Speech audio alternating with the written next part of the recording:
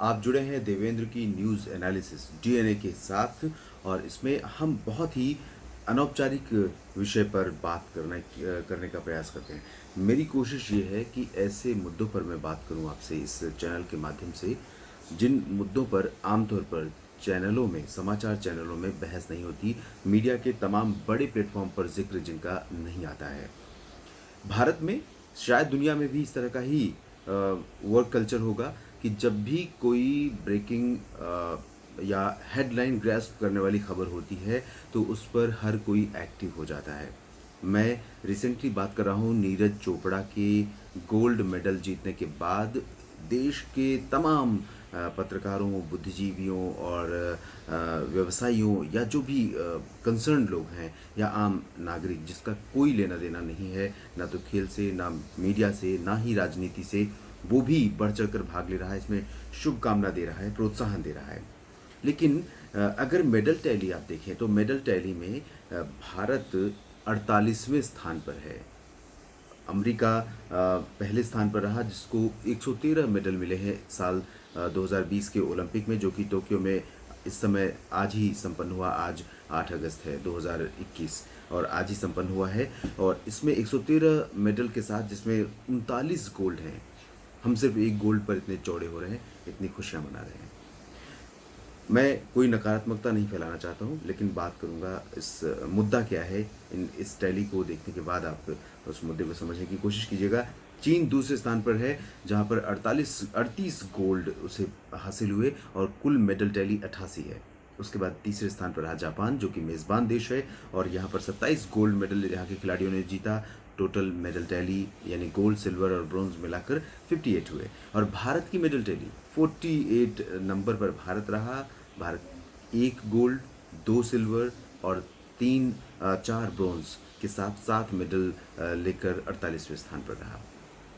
150 करोड़ से अधिक जनसंख्या है हमारे देश की।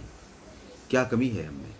ऐसी कहाँ पर हम चूक कर रहे हैं जहाँ जिसके कारण हम आज 48वें स्थान पर हैं और मात्र 1 गोल्ड लाने पर हमारा पूरा देश, जम्मू कश्मीर से लेकर कन्याकुमारी तक तमिलनाडु में और गुजरात से लेकर अरुणाचल प्रदेश के पूर्व क्षेत्र में जश्न मना रहा है।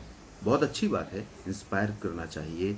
और ऐसी घटनाएं, ऐसा जो जश्न है, ऐसा जो खुशी का माहौल जो बनाया गया है, वो निश्चित रूप से नई पीढ़ी को, वर्तमान पीढ़ी को खेलों के लिए प्रोत्साहित करेगा।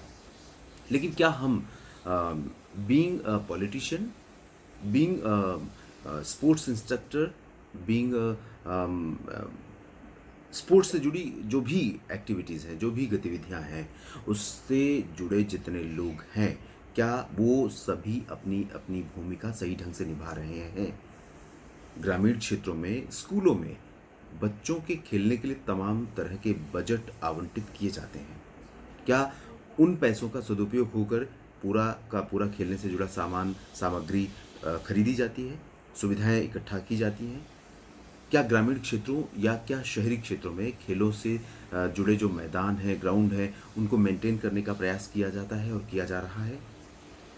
इसके अलावा जब कोई खिलाड़ी किसी एक बैरियर को पार कर लेता है स्कूल लेवल पर, और जब वो डिस्ट्रिक्ट लेवल या फिर स्टेट लेवल पर खेलना शुरू करता है, किसी भी खेल की बात करें, चाहे वो इंडिविजुअल स्पर्धा हो या टीम स्पर्धा हो, तो ऐसे में जब वो एक बैरियर को पार करने के बाद आगे बढ़ता है, उसे जिस तरह की सहूलियतें, जिस तरह की सुविधाएं चाहिए, क्या हम उसे मुहैया करा पा रहे हैं?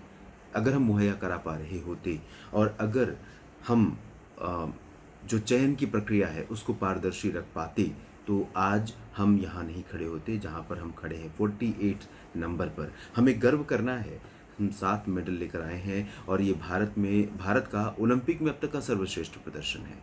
आप अंदाज़ा लगाइए कि 7 मेडल और सर्वश्रेष्ठ प्रदर्शन। तो बहुत पीछे हैं हम अभी, हमें बहुत कुछ करना है। हमारे अपने घरों में जो बच्चे हैं, खेलों से जुड़ी जो उनकी रुचियां हैं, उनको हमें पहचानना है और अगर पॉसिबल है, बच्चे को आगे बढ़ाना है।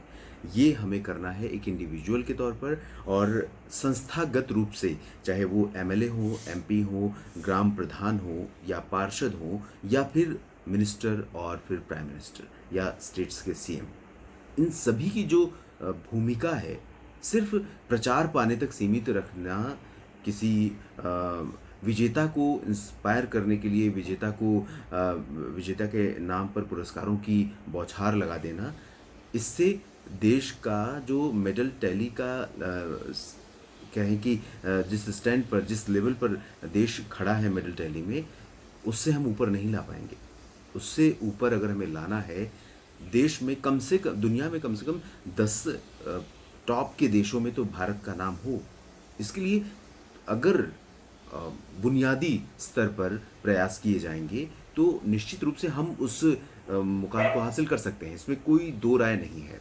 इसलिए मेरी ओपिनियन यही है कि सभी को अपनी भूमिका सही से निभानी चाहिए और सिर्फ प्रचार पाने से काम नहीं चलेगा। देवेंद्र की न्यूज़ एनालिसिस ये रही नीरज चोपड़ा के गोल्ड जीतने और टोक्यो ओलंपिक के संपन्न होने पर।